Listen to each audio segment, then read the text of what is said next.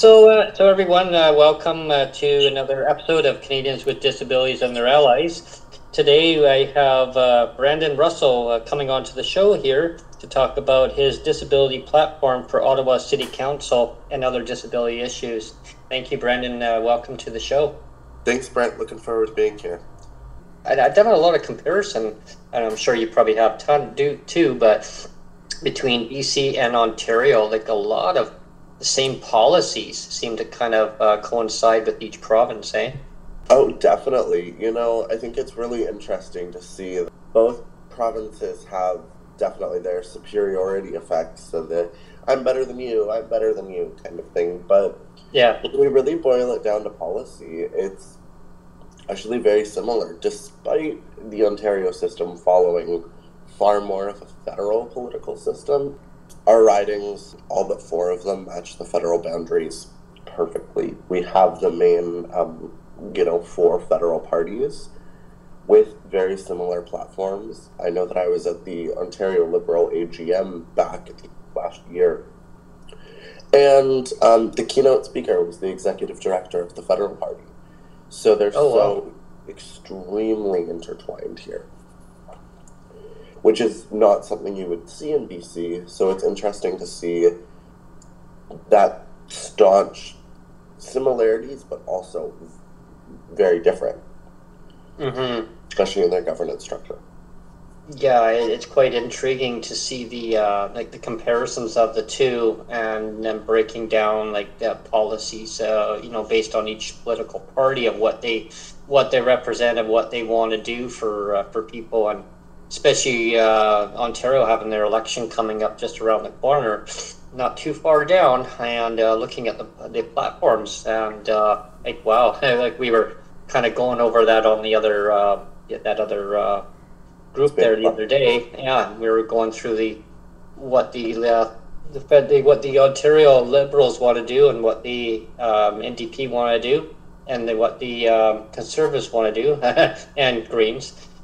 And looking at what the party platforms are, what they're talking about, like 20% kind of across the board, except for the Conservatives. They want to give 5%, but from what I was reading is 20% for the Liberals want to do it over a 2-year period for ODSP rates increase. The NDP, they want to do it 20%, but they want to do it right away. So that's a good thing for sure. Yeah, and then and the Greens, they want to double it. And that's fantastic.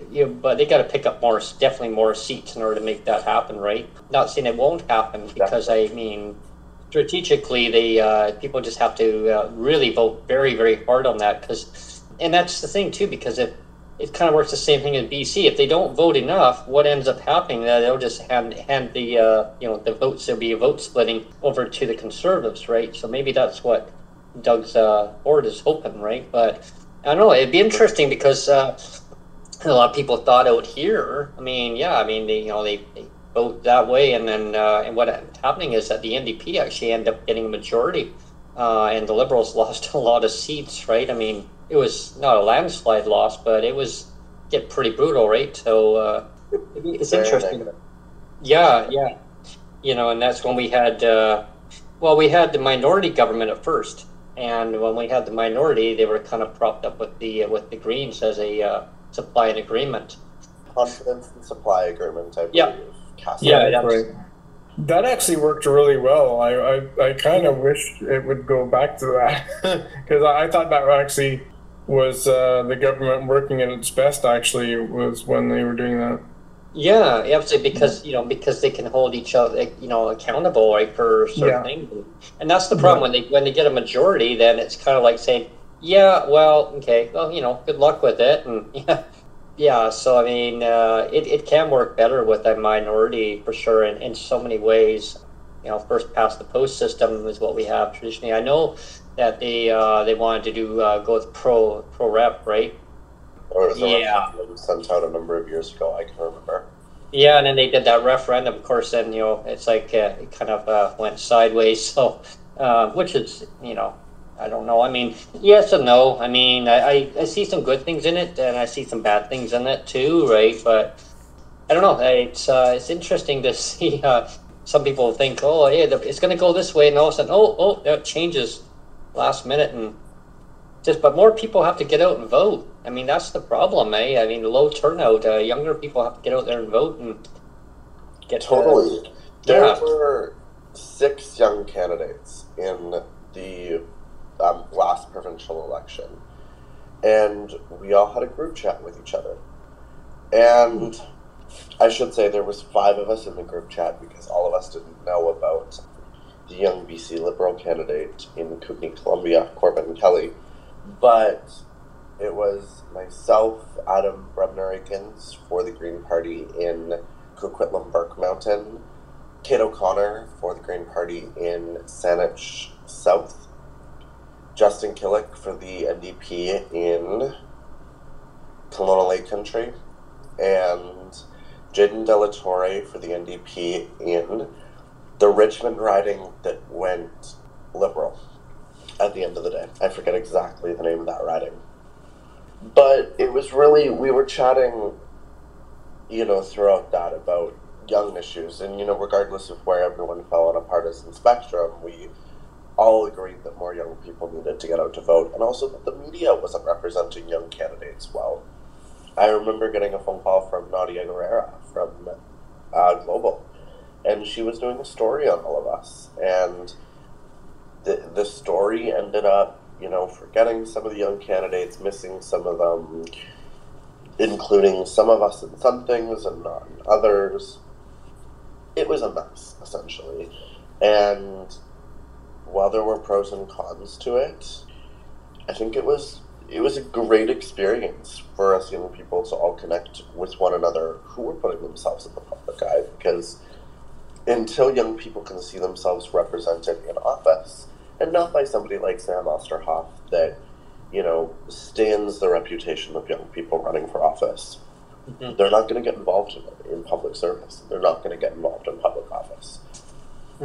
Oh, absolutely. I couldn't agree any more on that, because I mean, it's so important to have the spotlight on young people rather running for office or getting out there and voting, because you have to stand for what you believe in, right? I mean the party overall, and I explain to people too when they come on the show sometimes, or people that I see, is like, well, you're not really, if you're not, you may not want to vote actually directly for the party itself. I mean, it's the people that you want to represent in your community and what you believe in, right? I mean, the party can, do what they want in different areas, but that advocate is going to advocate for what they believe in, what their strong points are, and that's what makes change happen. I mean, they do the best they can when they get in, for sure.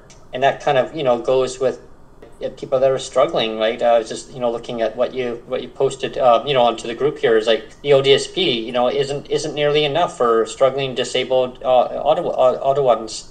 That's, why when you're elected, to city council, you will promise to double ODSP.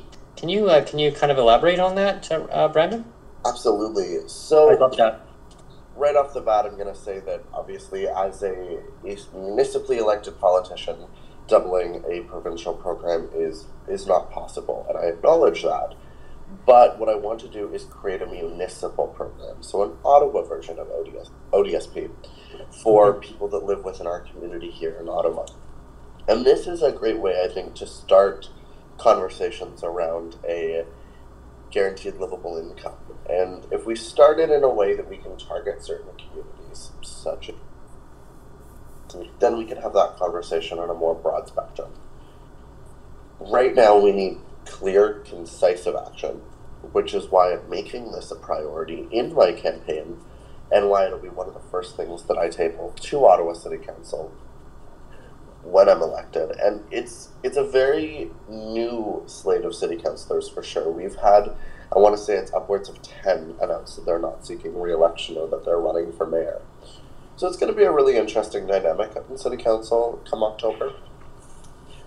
But my program kind of allows us to focus on the issue at hand with the disabled community, and then allows us to have those more broad spectrum conversations around a guaranteed livable income. Well, yeah, and I mean having like a more of a like a municipal rate and having it doubled within that region rather than provincially. I think that's what you mean. Is that? Exactly. So Yeah. municipal elected politicians obviously Yeah. can't control provincial policy. No, but that sounds interesting actually. I mean, and having their own little program. Exactly. So not relying on the province that, Doug Ford's Conservatives are clearly unwilling to do anything about. Cities need to take this into our own hands. We need to work with our federal and provincial partners to secure funding for it, to ensure that we have a plan to pay for it, but to ensure that it can be done quickly and effectively to the community.